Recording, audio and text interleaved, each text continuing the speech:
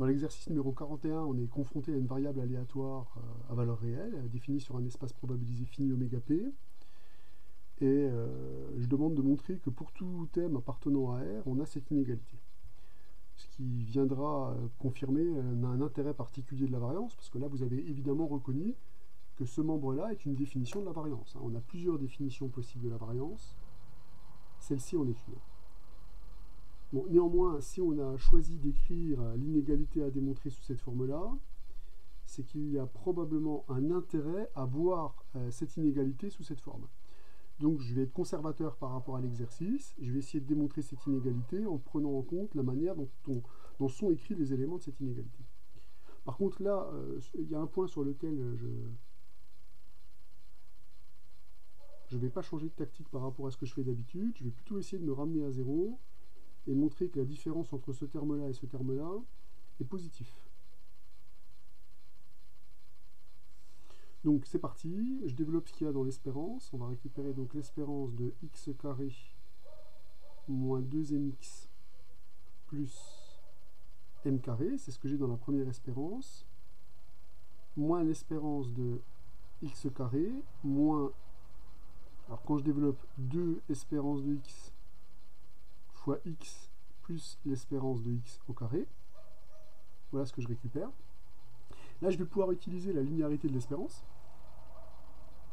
On obtient donc par linéarité de l'espérance, espérance de x carré moins 2m espérance de x, puisque 2m est une constante, plus l'espérance de m carré qui vaut m carré, puisque cette variable aléatoire est constante, moins l'espérance de x carré, qui va se simplifier avec ce terme-là, plus 2, alors là attention, là je peux donc sortir déjà le moins 2 espérance de x par linéarité de l'espérance, qui devient donc plus 2 espérance de x, fois espérance de x, puisqu'une fois que j'ai factorisé ce terme-là, il me reste espérance de x.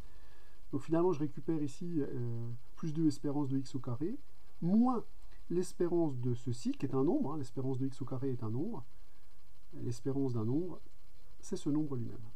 Donc finalement, les choses s'arrangent pas mal, puisque ces deux termes-là s'éliminent, ces deux termes-là se réduisent juste en l'espérance de x au carré, tout simplement, moins 2m espérance de x, plus m au carré, et ça c'est l'espérance de x moins m au carré. Et bien c'est bien fini, et on a même le cas d'égalité qui tombe tout seul, puisqu'on vient de démontrer que ce nombre-là est le carré d'un nombre réel. Donc évidemment, ce nombre-là étant positif, le nombre qui est ici est positif, ce qui valide que cette égalité est vraie, quel que soit m appartenant à R. Et on peut même dire qu'on a égalité dans cette inégalité lorsque le nombre qui est ici est nul. Donc on a égalité si et seulement si.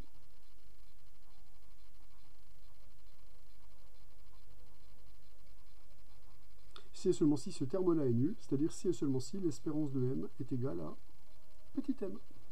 Donc on vient bien de démontrer l'inégalité demandée, et on vient bien de donner le cas d'égalité dans l'inégalité.